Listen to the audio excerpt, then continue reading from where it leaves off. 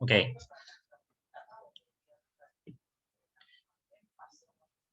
Oke. Ini adalah yang akan kita bahas sekarang, ya. Kita ingin menghitung, sudah mulai perhitungan nih, ya. Perhitungan cost dari masing-masing komponen biaya yang permodalan yang bisa kita dapatkan dari utang jangka panjang. Nah, ini juga bisa bentuknya adalah obligasi perusahaan. Tentu saja maturity-nya lebih dari 1 tahun, ya, saham preferen, lalu saham atau modal sendiri berupa saham biasa. Oke, yang pertama adalah kita kalau misalnya yang punya buku bisa ke halaman, kalau yang buku coklat atau oranye itu ya, kita ke yang pertama dulu, ya, biaya utang. Ya, biaya utang kita yang pertama dulu. Kita akan membahas yang pertama. Biaya utang atau cost of debt. Ya, cost of debt. Ada beberapa hal yang harus kita perhatikan dari biaya utang. Karena asumsinya kan banyak ya. Asumsinya kan banyak. Ya, asumsinya banyak. Keadaannya banyak gitu maksudnya. Keadaan banyak. Jadi harus ada, kita sederhanakan dulu asumsinya. Asumsinya apa? Ini asumsinya. Oke. Sudah terlihat ya? Word saya sudah terlihat? Sudah, Pak. Sudah, Pak. Yang pertama, sebenarnya biaya modal, ini sebenarnya biaya utang, ya, biaya modal berupa utang atau cost of debt itu apa sih? Biaya utang atau cost of debt itu adalah rate of return. Nah, kalau kita berbicara RR, rate of return, berarti dari sudut pandang siapa? Dari sudut pandang pemberi pinjaman atau lender. Ya, tingkat pengembalian yang disyaratkan oleh orang yang minjemin kita uang. Oke. Nah, utang itu kan banyak ya. Seperti saya bilang kemarin waktu bercerita di neraca, di sisi pasifa itu ada utang jangka pendek, ada juga utang jangka panjang. Yang di biaya utang yang kita bicarakan di cost of debt sekarang itu bukan utang dagang. Bukan utang yang jangka pendek, tapi utang yang jangka panjang. Ya. Atau utang jangka pendek yang sifatnya terus-menerus. Berikutnya, diasumsikan, nah ini, diasumsikan manajer menggunakan pendekatan hedging. Teman-teman ketika belajar MK1 dulu ya, dulu MK1 ada pendekatan macam-macam tuh, ada agresif, ada yang konservatif, ada yang hedging. Itu di bagian mana, Pak? Itu di bagian sebentar. Saya lupa. Ini di bagian modal kerja. Ya, ada yang pendekatannya namanya hedging, ada yang pendekatannya konservatif, ada yang pendekatannya agresif. Ini untuk mengulang dan pengetahuan teman-teman, kalau orang butuh dana dan dia pendekatannya agresif, konservatif, maka gampangnya gini, saya langsung contohkan. Kalau teman-teman punya proyek 1 tahun, maka pendanaan itu akan lebih, dia cari utangan yang tempo jatuh waktunya lebih lama atau lebih cepat. Kalau orangnya konservatif, hati-hati. Teman-teman punya proyek 1 tahun, punya proyek 1 tahun nih. Teman-teman mendanai itu kalau orang yang konservatif atau hati-hati pakai dana yang lebih pendek atau lebih panjang umur utangnya. Yang lebih panjang. Itu kalau konservatif. Kalau yang agresif itu biasanya ekstrimnya adalah mendanai proyek itu dengan utang atau pendanaan yang lebih singkat dari umur proyeknya. Nah, kalau hedging, asumsinya adalah manajer mendanai proyeknya itu dengan umur pendanaan yang sama. Kalau seorang manajer ingin mendanai investasi investasi jangka panjang, ya, mendanai investasi yang jangka panjang, maka manajer tersebut akan menggunakan sumber dana yang umurnya juga jangka panjang, sesuai umur investasinya. Itu asumsi yang kedua. Ya. Sekarang ini sudah rumus-rumus, ya, saya akan langsung latihan soal saja bagaimana cara menggunakan rumus-rumus ini. Kalau yang ada buku silahkan diperhatikan halaman 208 ya. Halaman 208. Oke. Ada contoh seperti ini. Tapi itu nggak seru ya, soalnya sudah ada jawabannya. Sekarang kita ke latihannya saja. Ke latihan soal. Nah, ada latihan tuh halaman 215. Kalau yang tidak ada akan saya catatkan di sini. Ya. Kita akan menghitung cost of debt. Nomor 1, halaman 215. Sebuah perusahaan menggunakan sumber pendanaan utang jangka panjang atau obligasi. Jadi ada PT, dia pakai obligasi. Ya. Saat ini memiliki obligasi dengan karakteristik ada diketahui.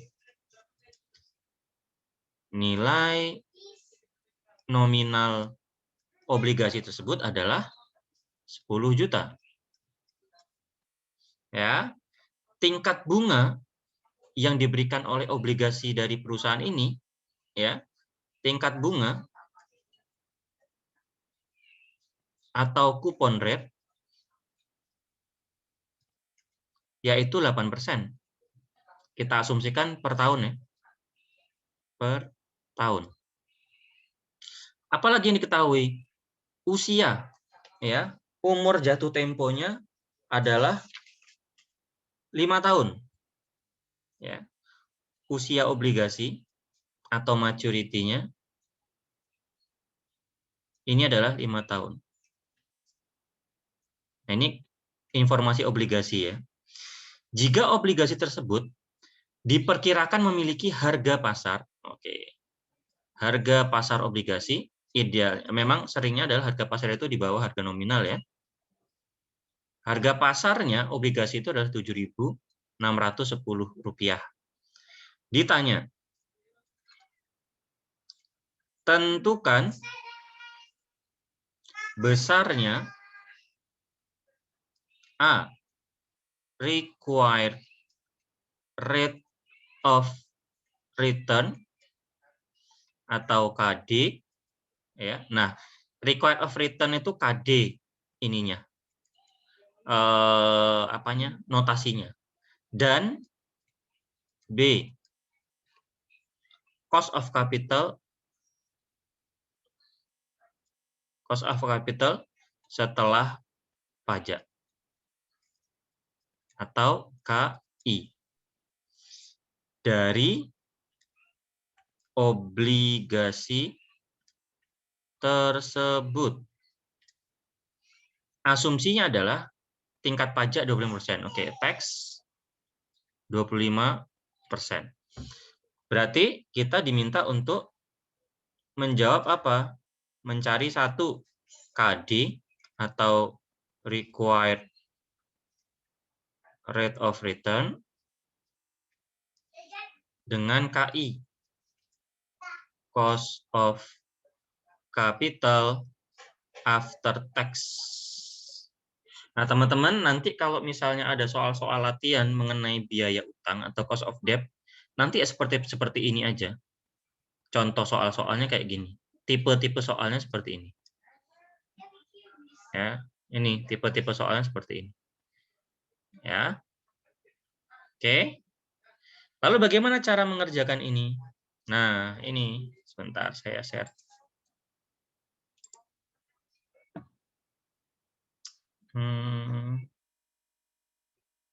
Sebentar.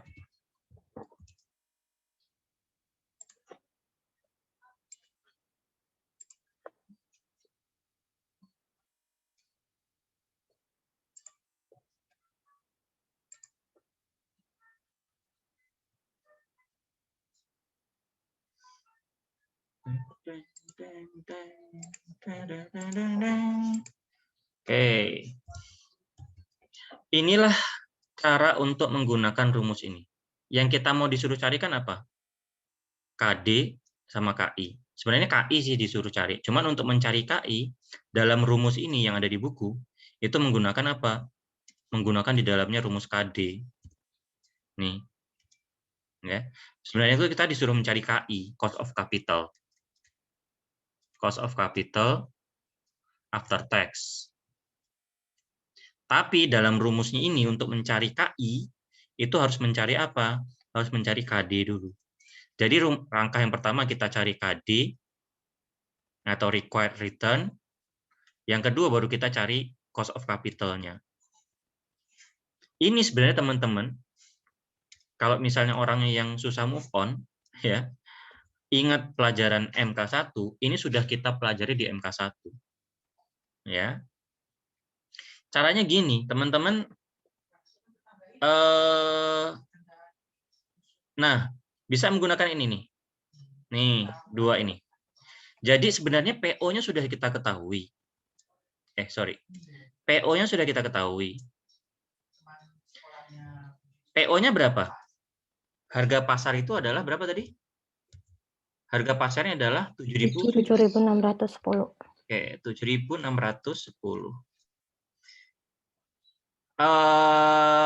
N-nya sudah kita ketahui juga. 5. MV-nya sudah. Ya, MV-nya sudah. Lalu tinggal KD yang belum. N-nya sudah 5. Tinggal KD yang belum. Nah, kalau misalnya teman-teman menggunakan rumus ini sulit atau ribet, sebenarnya rumus ini juga sama dengan rumus yang di bawah. Sebenarnya rumus ini sama dengan rumus yang di bawah ini. Jadi kalau saya pakai aja rumus yang di bawah yang lebih simpel. PO-nya sama, I-nya kita cari sebentar, I-nya. Lalu PV IVA atau present value interest factor annuity KD-nya belum tahu, N-nya sudah, MV-nya sudah, ini belum tahu, N-nya belum tahu. Kan kita mau cari apa?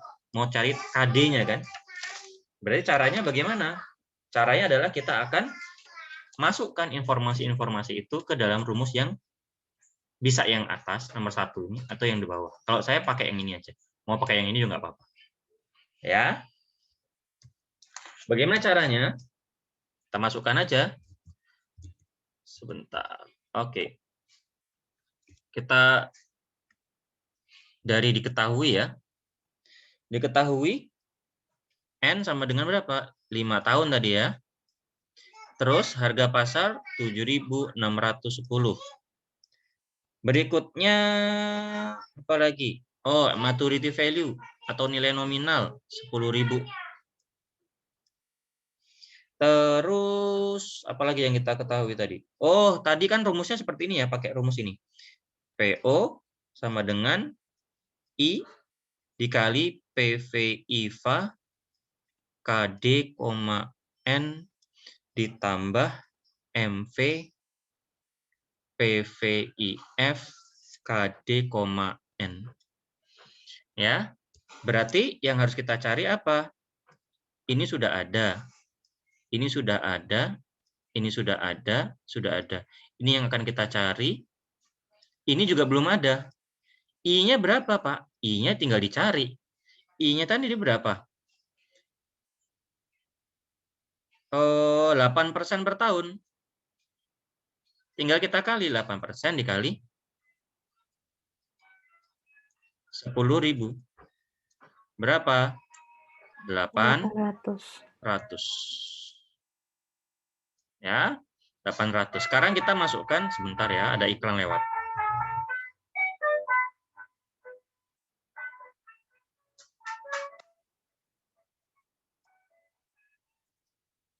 Susu murni nasional. Oke. KD, 5 ditambah 10.000. PVIF KD, 5. Sekarang berapa KD-nya agar ketemu price market segini? Ya. Bagaimana cara kita mencari KD? Masa kita mau cari dari, memang caranya, masih ingat caranya pakai trial and error. Kita mau coba-coba, tapi kita harus punya lah panduannya. Masa kita mau cari dari 1% sampai 10%, sampai 15%, sampai 20% kan susah.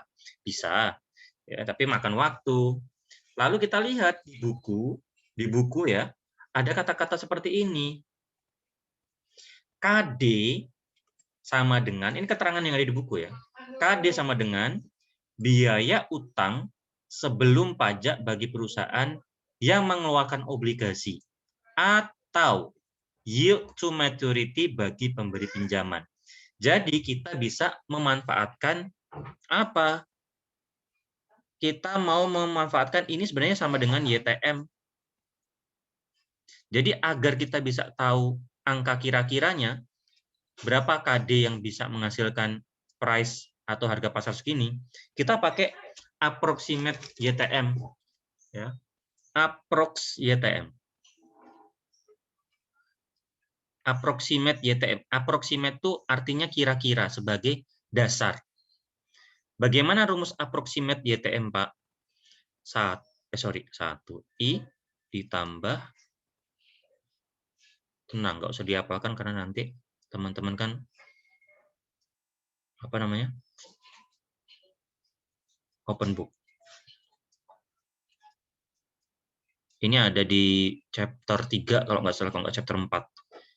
Dibagi MV tambah PO per 2. Nah, ini dia rumus approximate YTM untuk membantu kita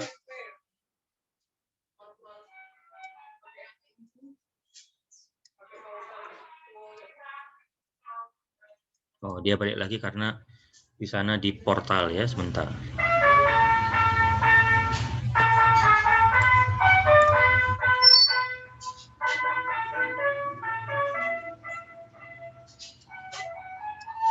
Oke, approx YTM. Sekarang kita masukkan saja approx YTM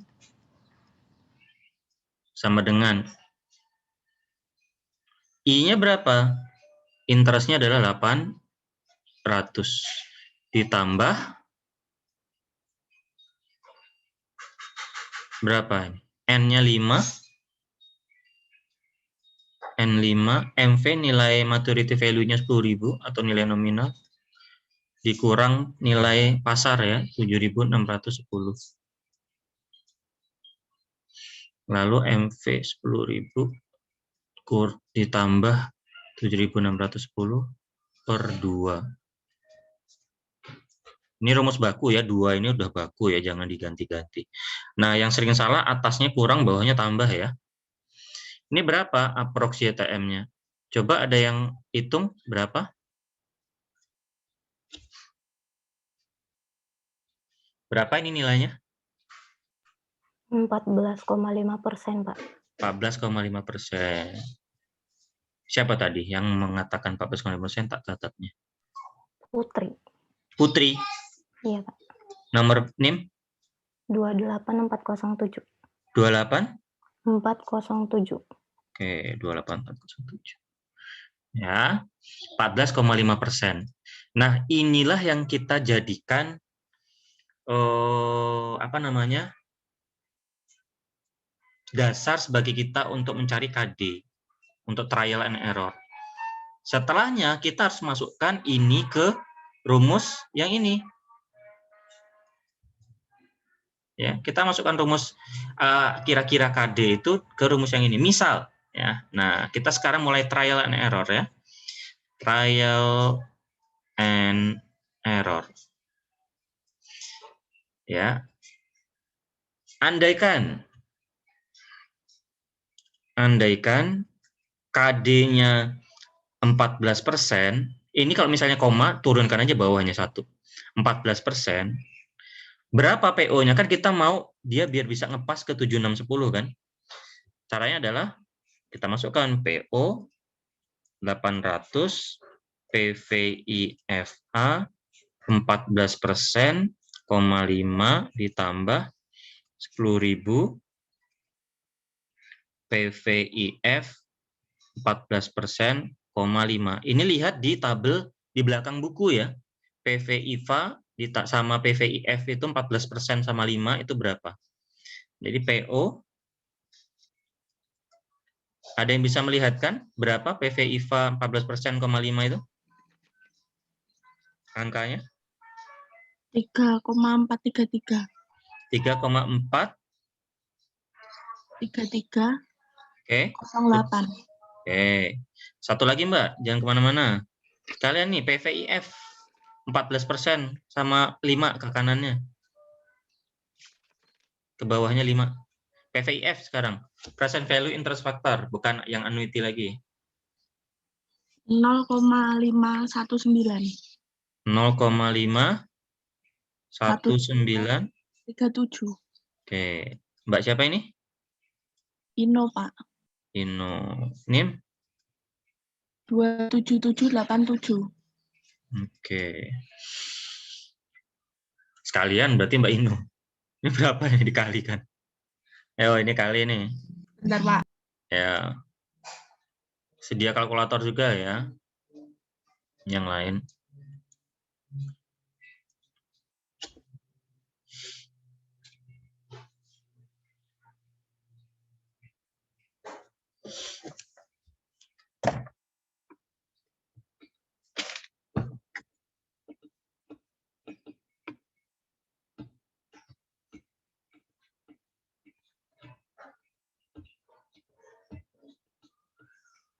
Berapa? 800 kali 3,43308 berapa?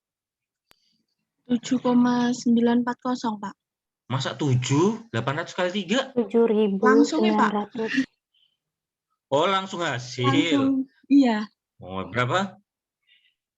7.940. Komanya?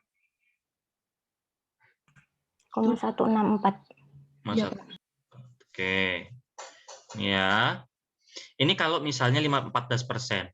Saran saya langsung cari dengan langkah yang sama, satu di bawahnya, satu di atasnya. Kalau dia awal start kita 14%, tadi kan ini approx JTM kan 14,5. Kita bulatkan dulu tuh 14%. Ini biar langsung cepet dapat ya, 14% tuh. Cari di bawahnya 13%, sama cari langsung di atasnya. Hasilnya nggak usah dilihat dulu. Ya, cari di bawahnya 3%, sama cari di atas 15%. Logikanya terbalik, teman-teman. Kalau misalnya KD-nya lebih kecil, maka hasilnya akan price marketnya akan lebih apa? Kalau KD-nya lebih kecil, logikanya apa? Kalau teman-teman yang disyaratkan, return yang disyaratkan sama orangnya itu lebih kecil, nominalnya nanti akan lebih apa? Lebih besar. Harga pasar ini mesti lebih besar dari ini. Kalau dia semakin besar KD-nya, nanti akan lebih kecil dari ini. Ya, jadi langsung kita andaikan. Bentar, keep. Oh, sudah penuh ya. Kita next. Ini di atas. Ini slide.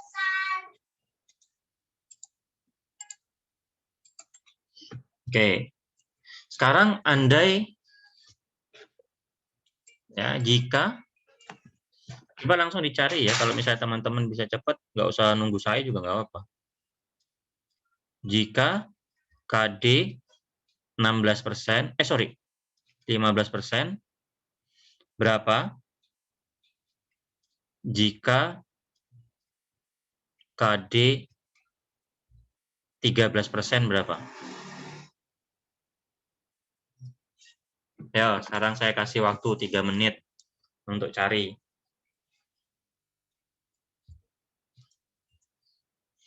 Tadi kalau 14% segini ya.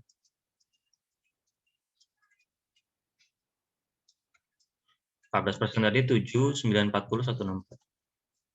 7, 9, 40,164. Ya, nilai partisipasi berapa nih? Kalau 15% sama 13%. Tak kasih 2 menit, 3 menit.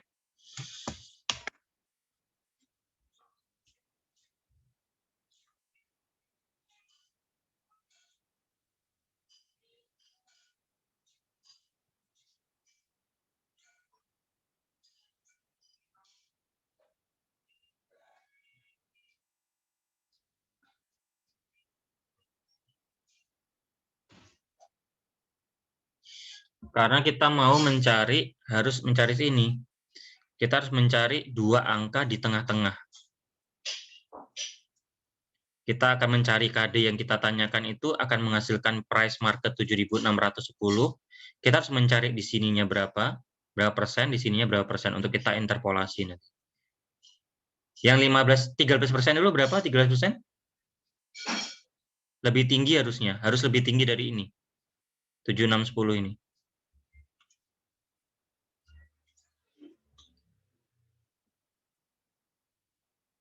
Ada yang sudah dapat 13%?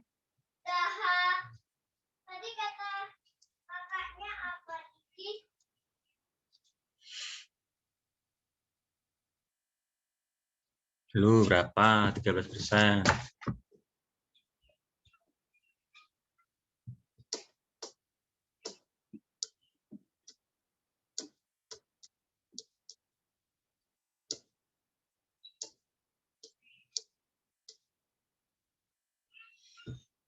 Belum?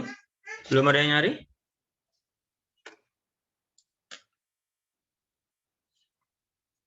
Oke, 13% itu adalah, langsung aja ya, kelamaan. 13% itu adalah 8.241,384. Karena dia lebih tinggi dari sini, dari price yang kita mau cari, berarti kita bisa pakai 13% di sini. Di sini berapa? 8.241.384. Sekarang kita cari yang di bawahnya ini. Tadi 15% berapa? 15% itu adalah berapa? Ini kalkulator. Kalkulator. Masih saya hitung ya. 2681,728 tambah 4971,8. 7653. Oh, berarti lebih tinggi 7653 528. 7653,628. Karena dia masih lebih tinggi dari ini kan 7610. Sedangkan ini 7653. Berarti dia harus masih cari KD yang lebih tinggi lagi. Berarti jika KD 16%, kita cari lagi seperti tadi. Kalau KD-nya 16% berapa? KD 16% ternyata 7.380,532. Ya, karena dia lebih kecil dari 7610, berarti bisa kita pakai. Berarti angka pengapitnya adalah di sini 16%, yang menghasilkan 7.380,532. Sekarang kita akan lakukan apa? Interpolasi. Setelah ini kita lakukan, setelah dapat angka-angka ini kita lakukan interpolasi. Ya, bagaimana caranya interpolasi, Pak? Interpolasi seperti ini. KD yang akan kita cari punya harga pasar 7.610. Pengapitnya tadi berapa? 13%. Itu diangkali 8241,384. Sedangkan 16% itu punya angka yang di bawahnya 7.380,532. Ya, ini pengapitnya. Kita bikin kayak gini. KD 0,13, 0,16, ya. Ini PO-nya. PO-nya ya ini ya. 7, 6, 10. 13 itu dapat berapa tadi? 8.241,384. 0,16 menghasilkan berapa? Menghasilkan berapa? 7.380,532. Nah, perhatikan baik-baik teman-teman ya. Caranya bagaimana? Kita akan mencari jarak antar ini yang kita nggak tahu. Kita mau cari ini ya. Jadi seperti ini. Dikasih garis bantu. Ini kan masih X. Kita masih nggak tahu berapa. Nah, ini jarak antar 0,13 sama 0,16 ini berapa? Jaraknya adalah 0,16 kurang 0,13 berapa? Jaraknya adalah ini dikurang atas 0,16 kurang 0,13 berapa? 0,03. 0,03. Nah, sekarang ini kita selisihkan. Ini selisihnya berapa? selisihnya adalah 631,384. Sekarang atas sama bawah. Kalau tadi kan atas tengah, sekarang atas bawah. Berapa selisih antara 8.241,384 dan 7.380,532? 860,852. Sekarang kita turunkan ke bawah jadi persamaan. Ini ya. X per 0,03 sama dengan 631,384 per 860,852. Bagaimana mencari X-nya? Kali silang ya. 860,852 X sama dengan, nah ini dikali. Ya, ini dikali. 0,03 dikali 631,384. Berapa? 18,94152. 52. 2. X-nya berapa? Sekalian, X-nya berarti dibagi Dibagi jadi 0,022. 0,022. Ini masih Mbak Ino atau Mbak Putri? Putri, Pak. Putri, Oh Pak. ya. Oke, berarti KD-nya berapa? 13% sebagai dasar, kita tambahkan selisihnya. KD-nya adalah, ini kan 13%, berarti kan di antara tengah-tengah ini kan, 13, 14, 15, atau berapa sih ini? Tengah-tengah ini, 13% ditambah berapa? Nah ini, 0,013 ditambah 0,022, yaitu berapa ini? 0,152.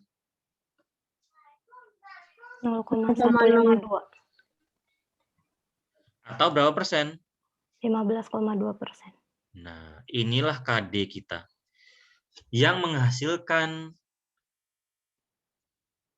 price 7, 6, 10 itu 15,2% ini.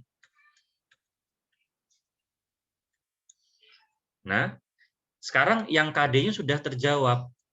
Yang belum terjawab tinggal apa? Tinggal KI. KI-nya tadi kita menggunakan rumus yang seterusnya. KI itu kan rumusnya yang bawah ini. Nah, rumus ini. Ya, pakai rumus yang ini.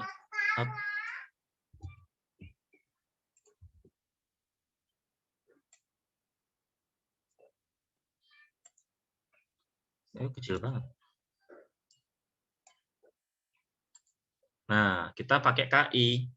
KD-nya sudah ketahui, T-nya sudah tahu juga, teks ya. Kan KD sudah ketahui. KD tadi berapa? KD tadi adalah 15,2%.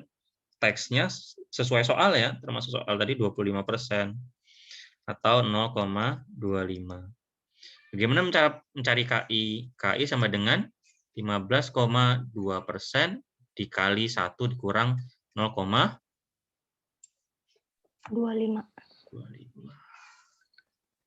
Berarti KI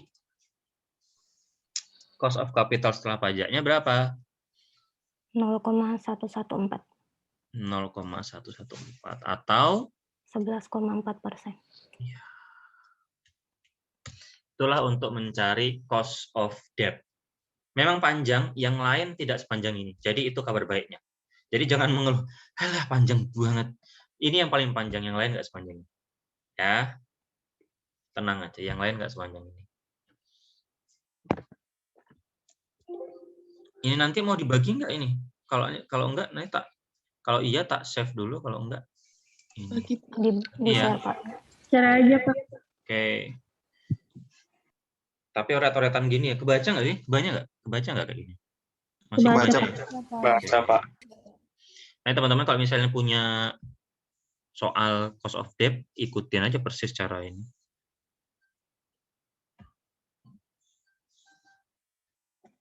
Ada pertanyaan untuk cost of debt atau lanjut? Ya, prinsip kita adalah wedang jahe sekolampung ya. Tak sah suwe-suwe bendang rampung.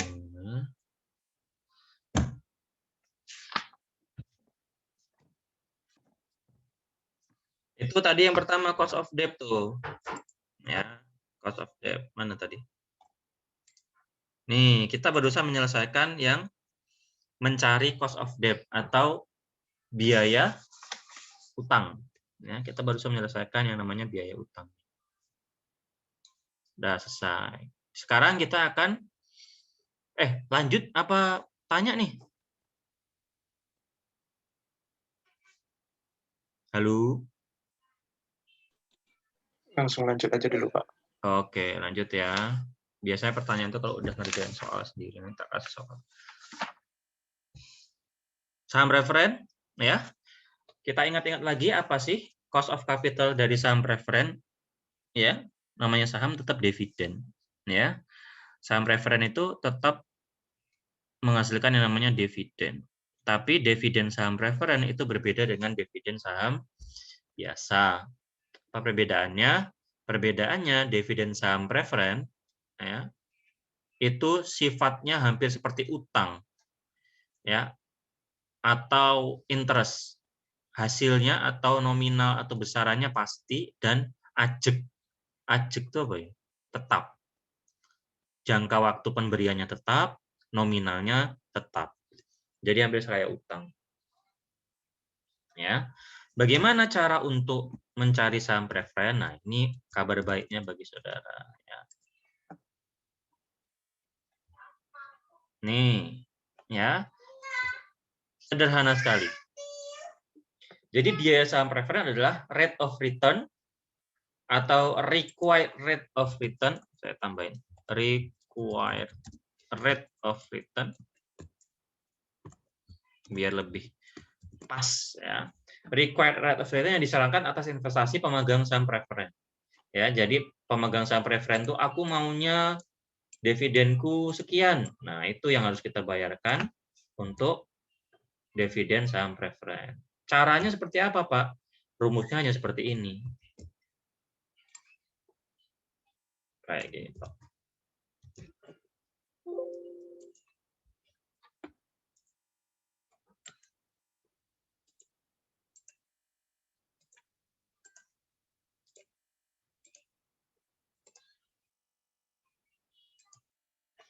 Oke, kita lanjut ke yang kedua ya. Yang kedua itu adalah biaya saham preferen. Biaya saham preferen atau cost of preferred stock. Ya.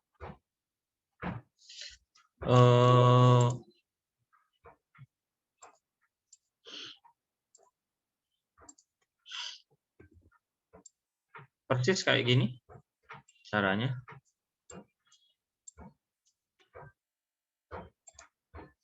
Oke.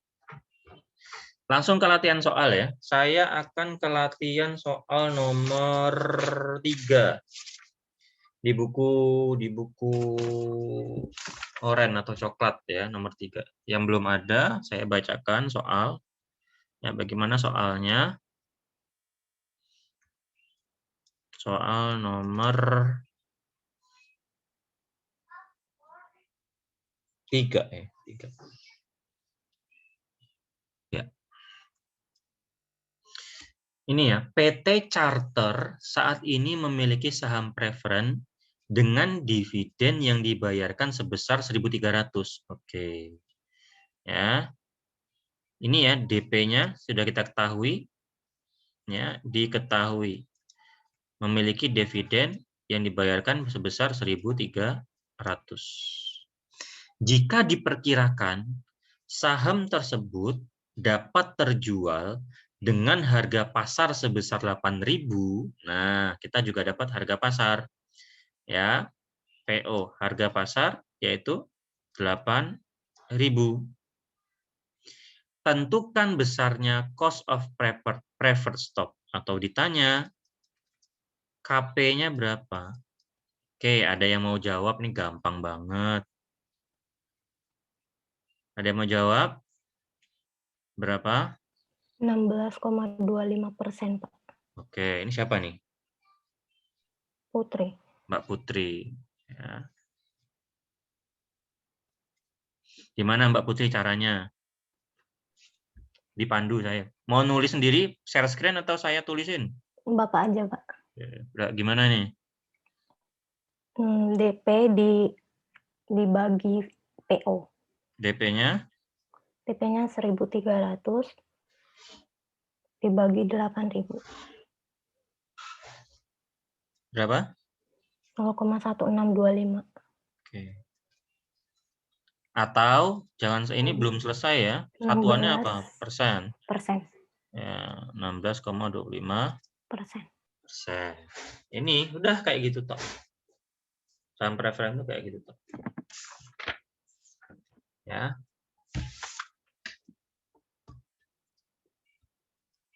Nah, ada ini untuk informasi teman-teman semua. Silakan kalau misalnya yang punya buku di Stabilo baik ya. Kalau tadi teman-teman memperhatikan, ketika kita mencari cost of debt, itu ada kata-kata KD sama KI. Dan KI itu adalah setelah pajak ya. Itu teman-teman logikanya bisa mengingat-ingat logika tentang laba rugi, urut-urutan laba rugi. Ya. Sedangkan kalau preferred stock atau saham preferen seperti yang di buku ada di tulisan di bawah keterangan soalnya, ini informasi lagi. Ya, ini juga sudah diterangkan di MK1 berulang-ulang bahwa perhatikan bahwa KP ya, perhatikan bahwa KP atau cost of preferred stock tidak perlu disesuaikan dengan pajak karena dividen saham preferen sudah dikenai pajak. Teman-teman ingat-ingat logikanya logika laba rugi. Itu aja. Ya. Saya kayaknya ada sebentar tak buka.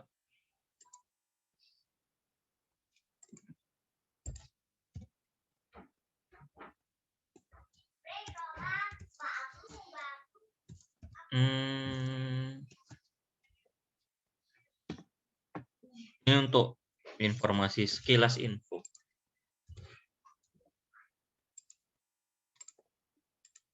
Nah, ini ya. Saya kalau nggak mengingatkan salah juga karena mungkin ada yang bertanya, Pak, kok yang tadi kok ada after tax-nya, yang ini tidak pakai after tax. Ya. Karena kalau misalnya kita lihat-lihat di laporan laba rugi, ya. Di sini ada sebelah mana? Nah, biaya operasional itu adalah earning before interest and tax.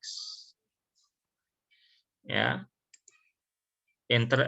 Kalau misalnya ditambahkan pendapatan dan biaya lain, dikurangi interest, earning before tax, dikurangi tax, jadi earning after tax atau EAT, dikurangi dividen saham preferen, baru menjadi EACS, earning available for common stakeholder.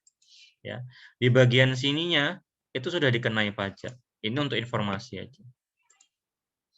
Ya, nggak usah terlalu diambil pusing, nggak apa, teman-teman fokus aja di. Tapi perlu tahu. Ya, jadi kalau misalnya di saham preferen, ya gitu aja. Cara untuk mencari cost of preferred stock. Ya. Sekarang kita lanjut aja karena saya yakin juga cuman kayak gini-gini aja, teman-teman, ya nggak ada yang ditanyakan. Kita lanjut yang ketiga ya. Yang ketiga adalah mencari cost of equity. Ya, yang ketiga kita mencari cost of equity.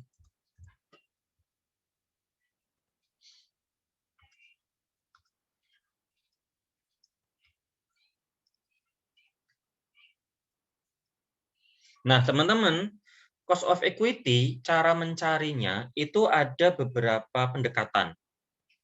Ya, kita tadi kan mau mengatakan bahwa cost of equity itu kita menggunakan apa? Saham biasa ya. Saya mengatakan saham biasa biar membedakan dengan preferred stock atau saham preferen. Pendekatan yang pertama adalah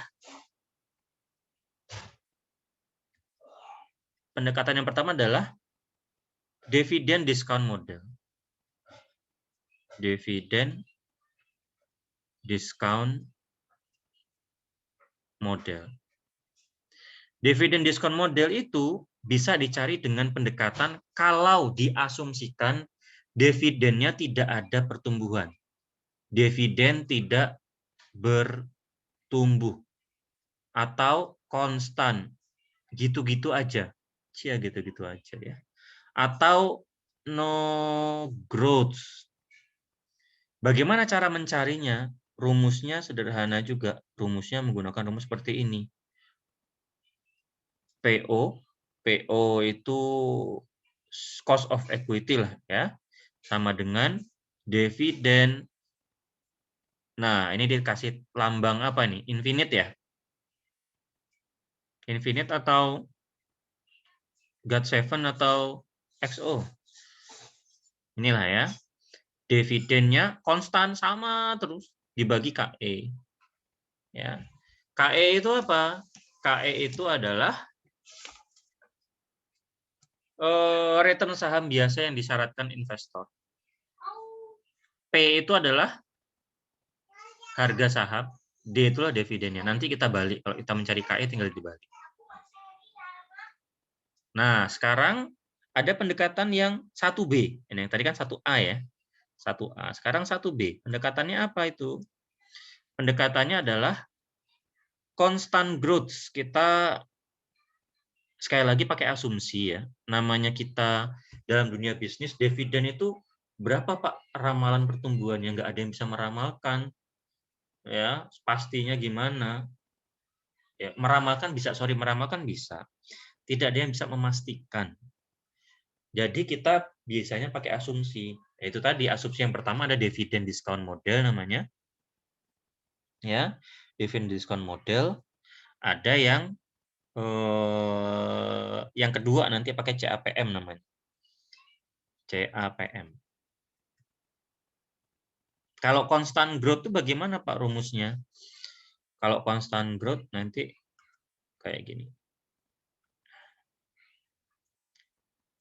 PO sama dengan dividen yang pertama dibagi KE kurang growth. Ingat ya, ini dividen tahun pertama ya. Kalau di soal adalah dividen tahun ini, nah ini sudah saya, kalau di MK1 ikut saya, ini saya jelaskannya berbuih-buih gitu ya. D1 itu artinya apa? Dividen tahun pertama. Kalau di soal ada yang bilang, di soal ya, dividen, perusahaan membayar dividen tahun ini sebesar bla bla bla. Ini berarti D0. Dividen saat ini. Dividen tahun ini, dividen saat ini D0. Gimana Pak kalau syaratnya kan D1 ini Pak. Gimana caranya mencari D1 kalau diketahui D0? Nah, kalau mau mencari D1, dividen tahun pertama, kalau di soal itu adanya tak dividen tahun ke-0, pakailah cara yang ini. Iya. Nah, D1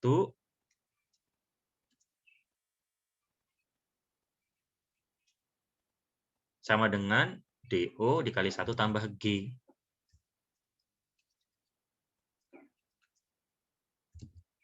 Oh, dikali, sorry. Dikali eraser. DO dikali 1 tambah G. Kalau D2 sama. D2 berarti D1 1 tambah G tapi dikuadratkan.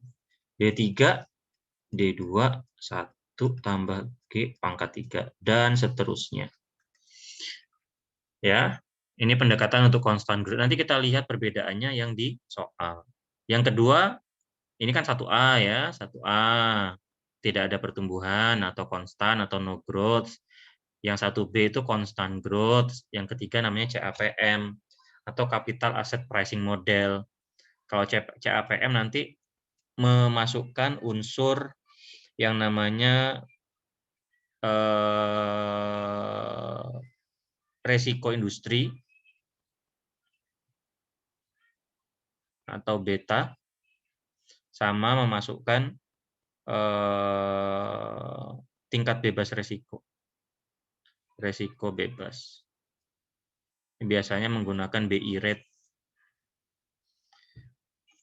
Oke, sekarang kita ke soal aja ya, biar lebih gampang. Biar lebih gampang kita ke soal. Sekarang saya mau ke soal nomor 5. Masih di buku orange ya.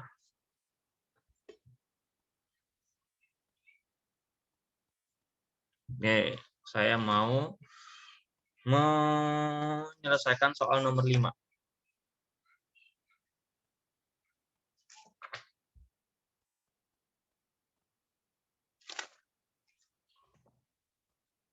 Silakan yang punya bukunya dibuka halaman 215 masih.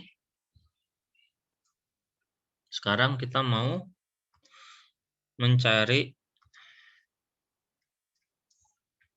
cost of apa tadi? Equity ya.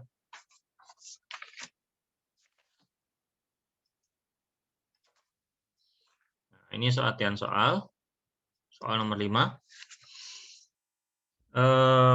Saya bacakan sambil saya rekap informasinya. Untuk rencana investasinya, Padlock Company membutuhkan dana yang semuanya akan dibiayai dengan saham biasa dengan nilai nominal 10.000. Oke. Nilai nominal saham itu adalah 10.000. Saat ini perusahaan membagi dividen untuk saham tersebut sebesar 2.000. Nah, dia bilang apa?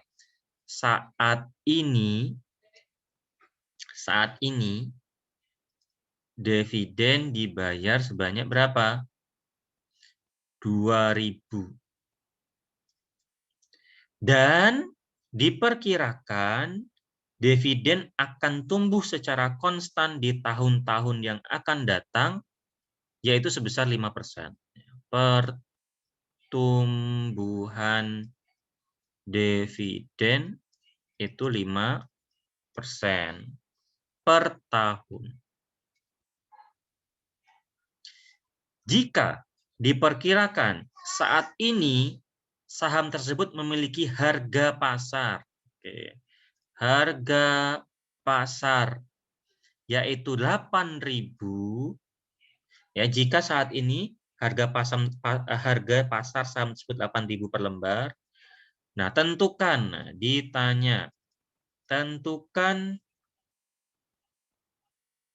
apa ini mana tadi? Berapa cost of equity? Tentukan cost of equity. Ya, KE dari saham tersebut. Ini sudah kita bisa identifikasi ini. Kita identifikasinya gimana, Pak? Nah, kita lihat aja. Ya. Nilai nominal saham 10.000. Oke.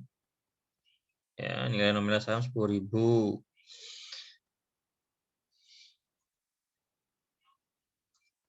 Terus dividen saat ini 2.000, berarti ini D0. Pertumbuhan dividen 5%, ini berarti growth, G. Harga pasar 8.000, ini berarti PO, harga pasar price-nya. Tentukan KE, ya. Bagaimana mencarinya? Jawab. Ya. Ini ada di buku menggunakan rumus yang mana? Pakai rumus yang ini aja. Ini. Kita apakan? Kita punya D0 punya. G punya.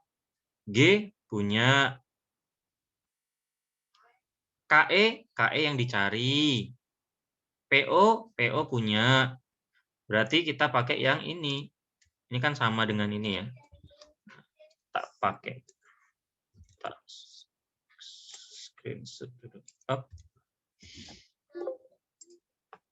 Kita pakai rumus ini yang ada di buku.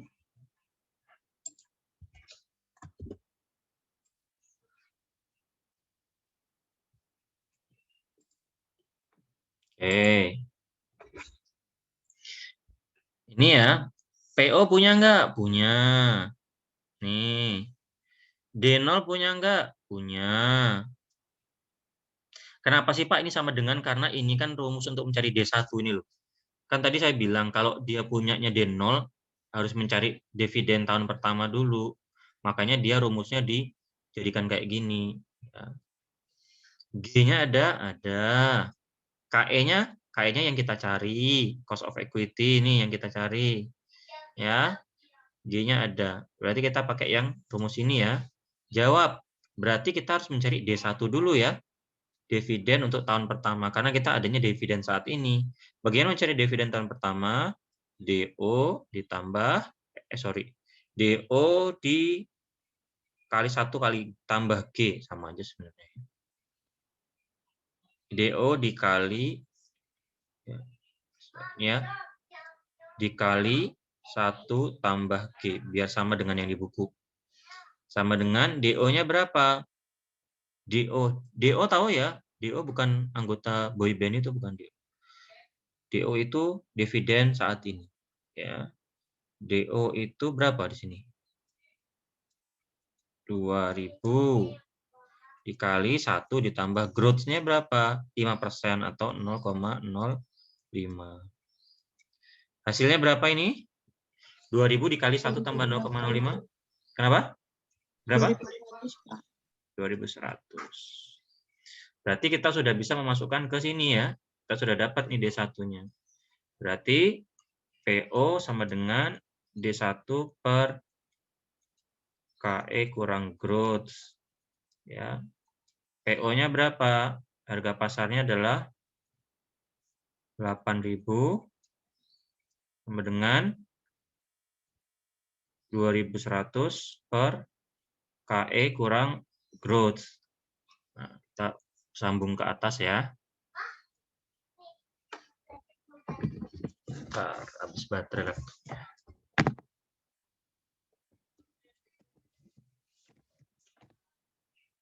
Berarti di sini berapa? 8.000 2.100 per KE kurang growth. Ininya udah ada.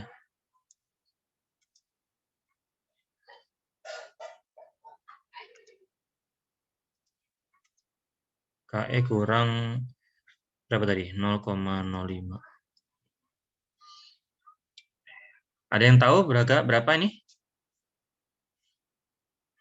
KE kurang 0,05 sama dengan 2.100 per 8.000.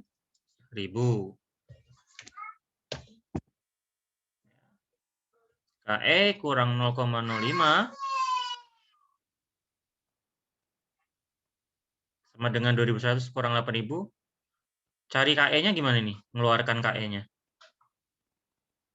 Biar ininya hilang, diapain?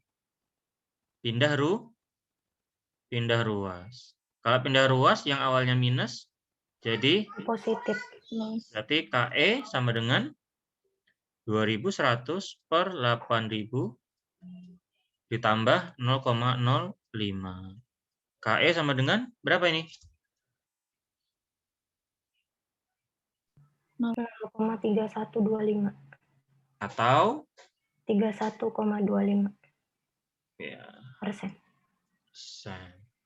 Ingat ya satuannya, teman-teman jangan selalu berhenti di nominal koma, jangan berhenti di koma ya, karena satuan-satuan untuk cost of capital, required return itu persen semua.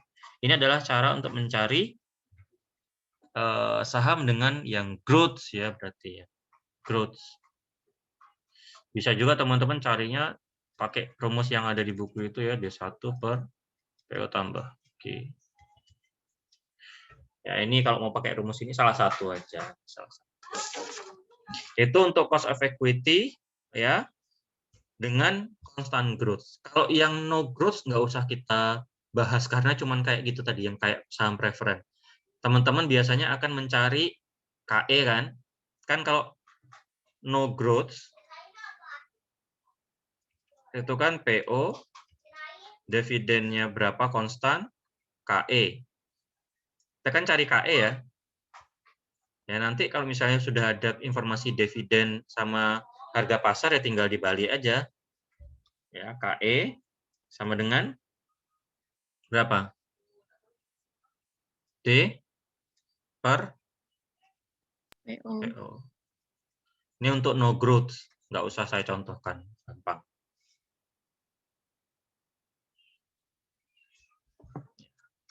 Ada pertanyaan dulu? Yang ini? Gampang juga lah ya, kita tak indikan dulu. Teman-teman nanti yang penting ketika latihan, ini kan pertarungannya nanti di latihan, di apa namanya? Di ujian. Karena kan ujian itu kalau teman-teman gabung kan 70% tuh.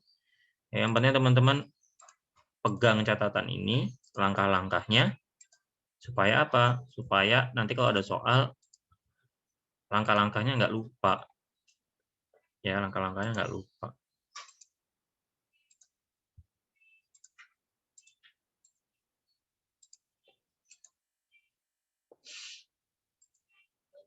Oke, sekarang kita masuk ke cara yang 2. Kalau tadi kan 1B, kalau 1A nggak usah kita bahas.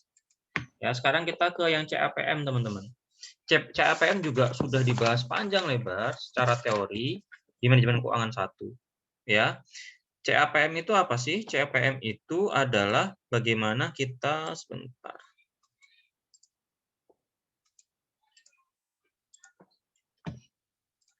Nah, kita sekarang ke CAPM. Cost of equity CAPM. Ya, CAPM itu adalah model lain untuk menentukan rate of return atau required rate of return yang disyaratkan oleh investor untuk saham tertentu. Apa perbedaannya dengan yang lain? Nah, ini lebih real lagi nih sebenarnya. Bisa dikatakan lebih real ya. Pendekatan RR untuk saham tertentu. Pendekatan RR untuk saham tertentu. Tapi melibatkan apa? Seperti yang saya katakan di depan tadi, dia melibatkan dua hal. Yang pertama adalah model ini melibatkan yang namanya beta. Beta itu apa? Beta itu adalah resiko industri. Teman-teman tidak usah pusing karena resiko industri ini pasti nanti diketahui di kasus atau di soal. Teman-teman juga bisa mendapatkan kalau di dunia nyata ya, beta ini ada juga di laporan keuangan ya, atau informasi-informasi mengenai perusahaan yang dia listing atau dia menawarkan sahamnya di bursa. Ini sudah diketahui di soal beta. Sama yang kedua adalah melibatkan tingkat bebas risiko. Tingkat bebas risiko itu diasumsikan sebagai apa? Bisa obligasi pemerintah, ya, obligasi pemerintah yang angkanya juga bisa juga diambil dari BI rate. Kenapa? Karena obligasi pemerintah itu dianggap instrumen investasi yang bebas risiko. Kenapa? Pasti dibayar.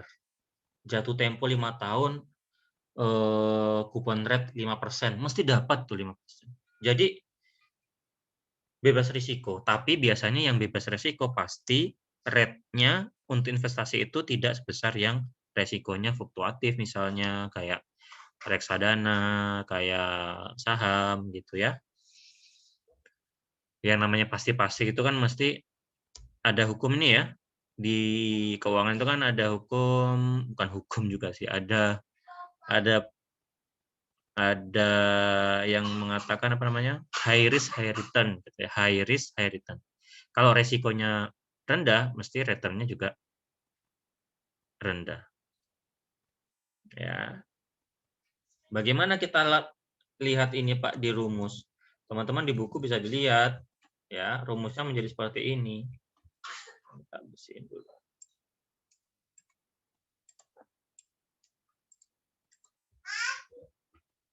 Nah, ini CAPM.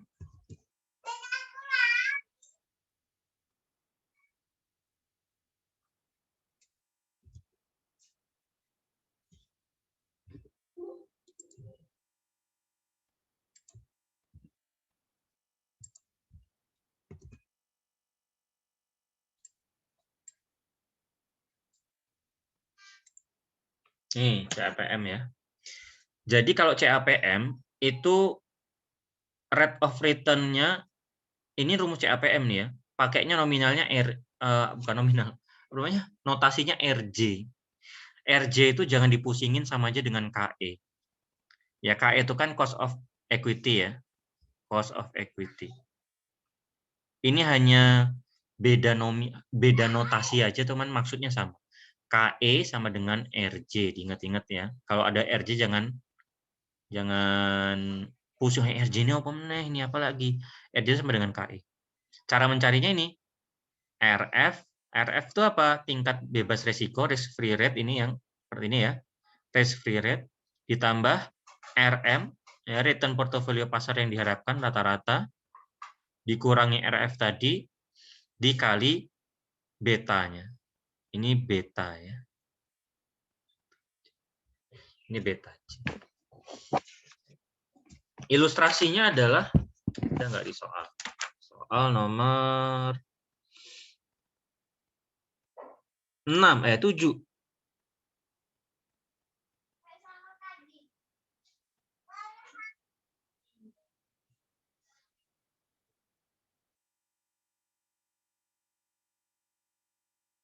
Yang nomor 7 ya.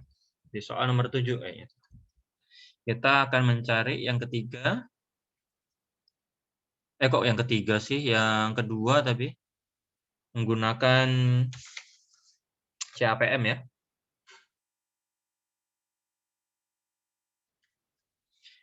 Diketahui soal 7 ya. Kalau yang punya lihat punya buku, lihat ya. PT Seli adalah perusahaan yang mendanai seluruh kegiatan operasionalnya dengan ekuitas. PT Seli. Meskipun perusahaan ini adalah perusahaan perseorangan, saham-sahamnya tidak diperdagangkan, tapi perusahaan ini memiliki karakteristik yang hampir sama, quite similar dengan PT Vita, TBK, yang berada dalam industri yang sama dan memiliki beta industri 1,5. Oke. Beta industri 1,5. Pak, 1,5-nya dapat dari mana? Ini dari kasus, dari soal. Dari kasus atau dari soal. Ini bisa didapatkan informasinya sebenarnya beredar di dunia nyata ya, itu beredar. Lalu tingkat bunga SBI, nah tingkat bunga SBI itu digunakan untuk risk free rate, ya, tingkat bunga suku bunga obligasi ya, obligasi surat berharga Bank Indonesia itu sebesar 8%. Ya. Sedangkan return rata-rata pasar mencapai 14%. Return rata-rata pasar mencapai 14%. Hitunglah berapa cost of equity perusahaan tersebut. Ya, ditanya berapa cost of equity atau KE. Sekarang kita lihat ya, dengan yang seperti ini. Mana tadi? Nah, ini tinggal kita masukkan informasi-informasinya.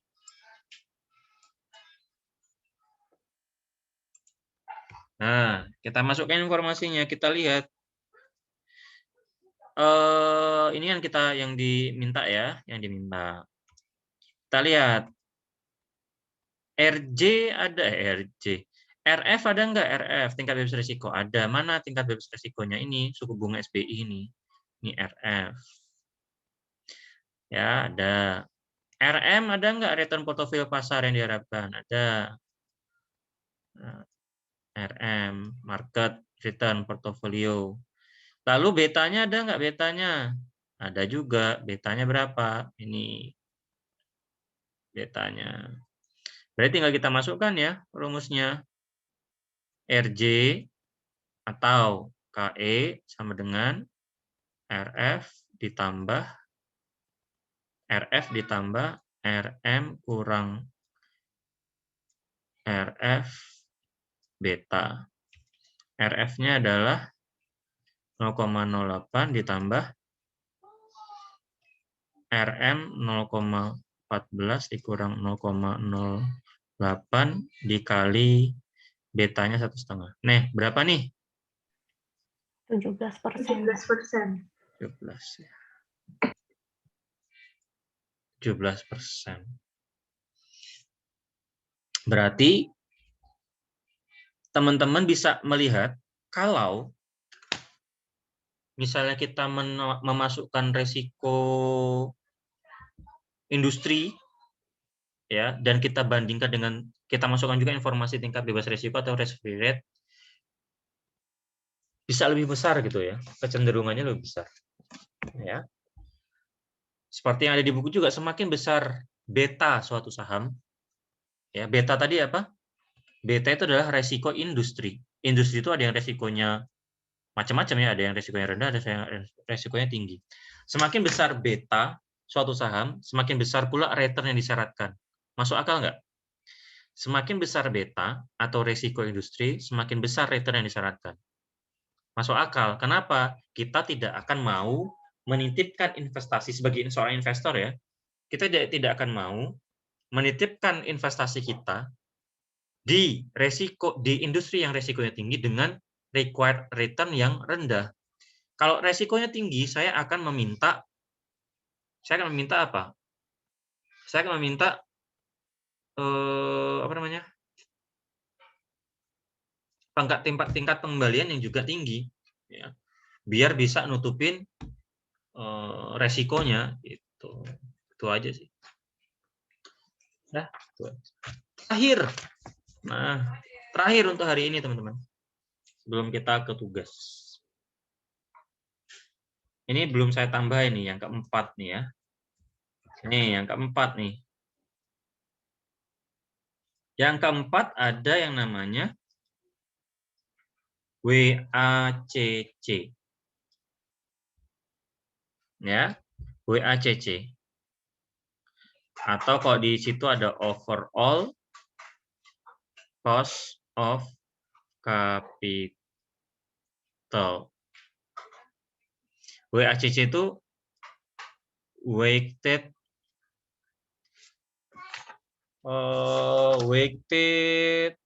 saya lupa sih. Average cost of capital. Nah, tertimbangnya berapa?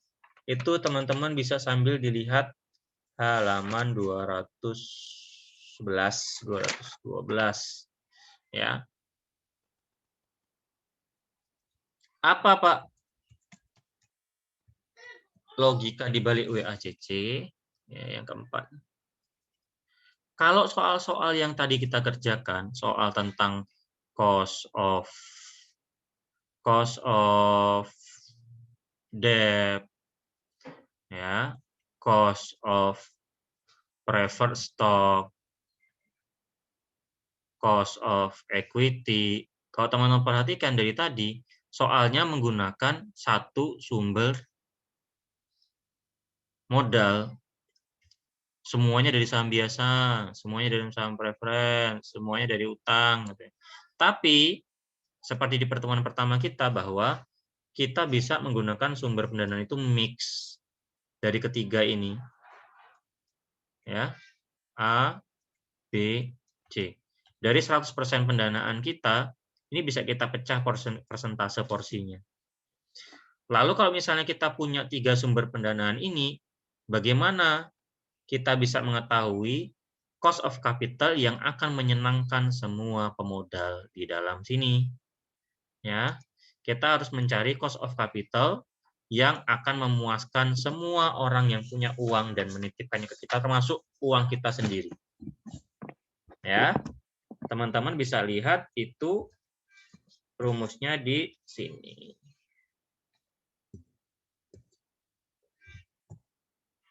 Ini enggak susah juga ya. Nah, up.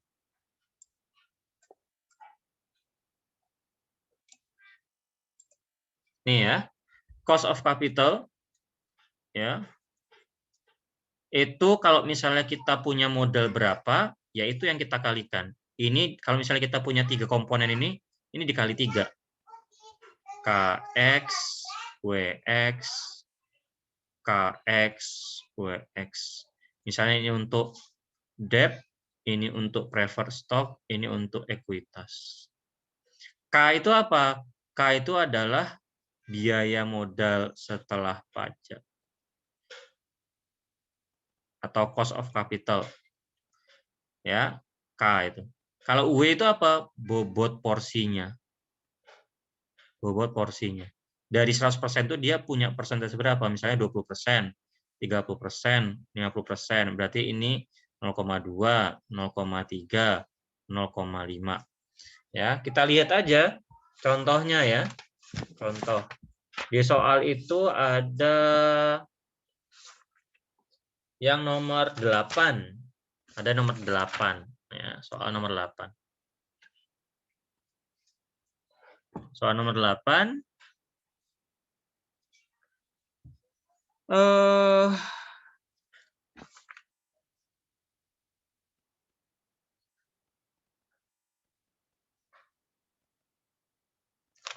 Oke.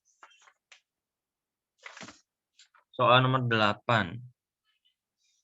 Foster Pharmaceutical, PT Foster, ya gitu aja ya, memiliki struktur modal menurut nilai pasar sebagai berikut. Ya, dia punya struktur modal sebagai ini, bonds atau obligasi itu adalah 108.300.000. Preferred stock itu dia punya 26.800.000. Terus common stock equity dia punya 368.100. Saya tanya dulu, ini berapa total struktur modal dia berapa ini? 503.200.000. Oke. Ini 100%-nya. Sekarang masing-masing punya proporsi berapa ini?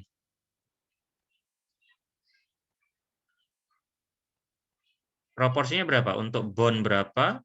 Preferred stock berapa? Common stock equity berapa? Bonusnya Bondnya 5,5%. 5,5. Ya, Bawahnya? 13,5. 13,5%. Bawahnya? 18%. Oke. 18%. Kok cuman nggak ada 100 ini kok di total? Ini harusnya kalau di total 100% loh.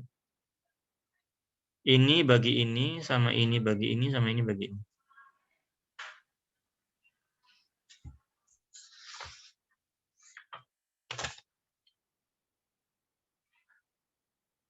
Oh, itu biaya modal. Yang saya tanya ininya, proporsinya.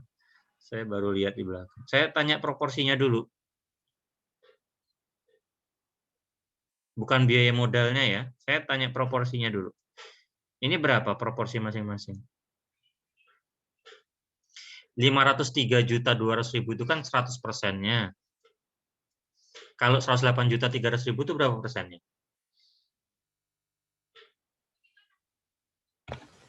21,52%. Oke, terus?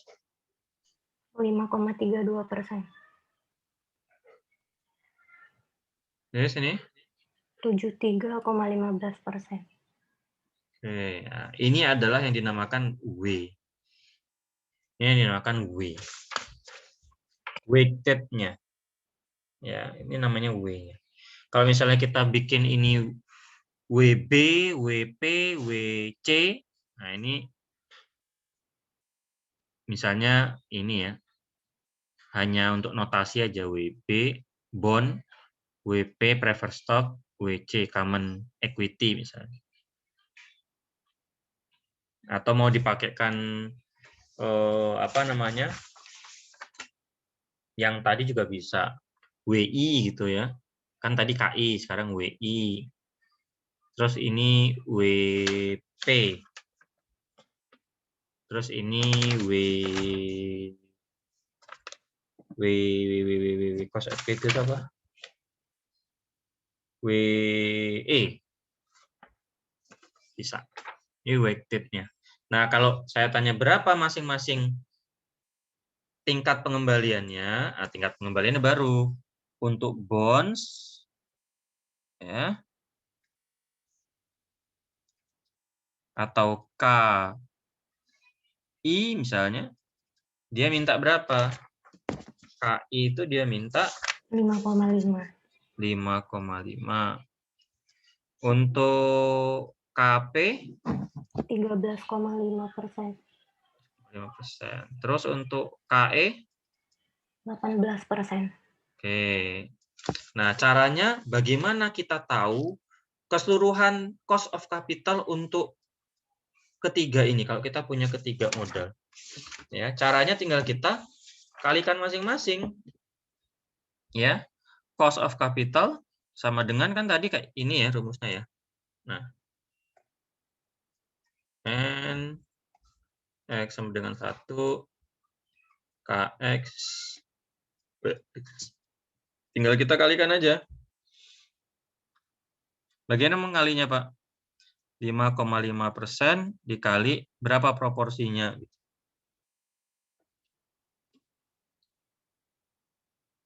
0,2152 ditambah 12,5% dikali 0,0532 ditambah 18% dikali 0,7315. Berapa nih? Berapa persen? Tambah berapa persen? Tambah berapa persen?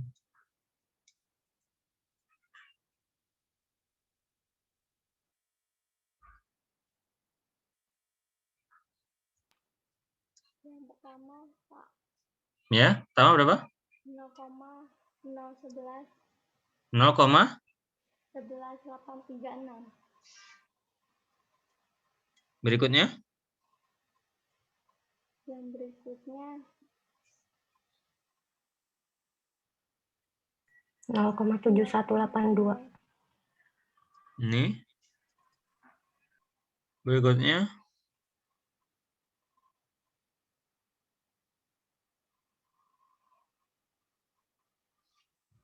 0,1366. 0, berapa? 13667.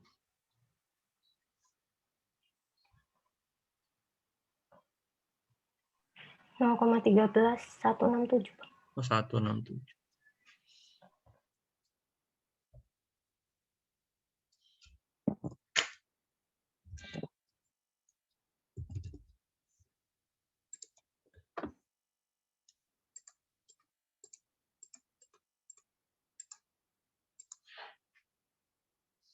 Kok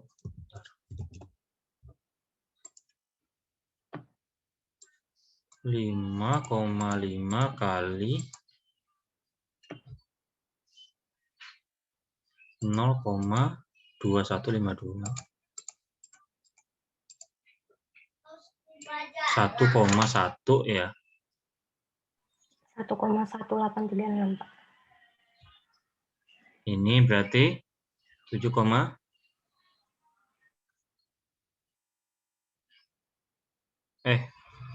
berapa sih? 12,5 kali 0,0532.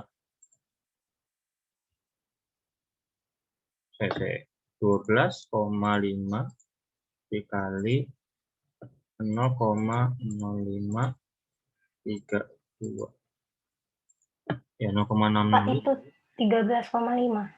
Ini 13,5 tuh. Iya, Oke. Ini ya, ya 13,5. 13,5.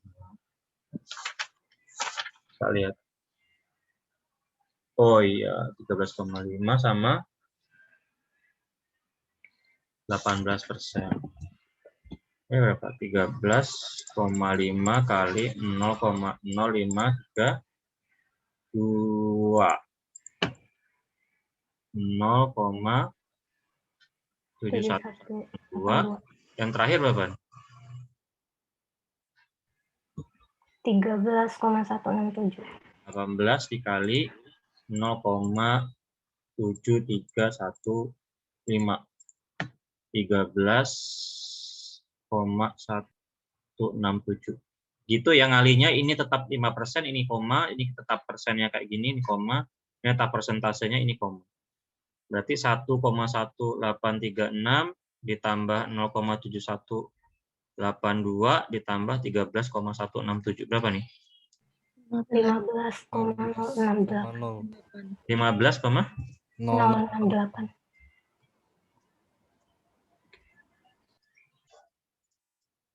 Ini adalah COC.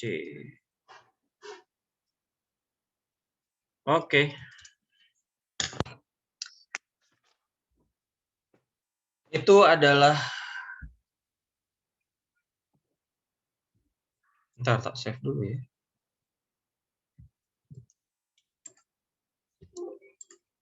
Itu adalah materi kita. Wah, lumayan panjang nih. Udah mau berapa menit? Tak stop.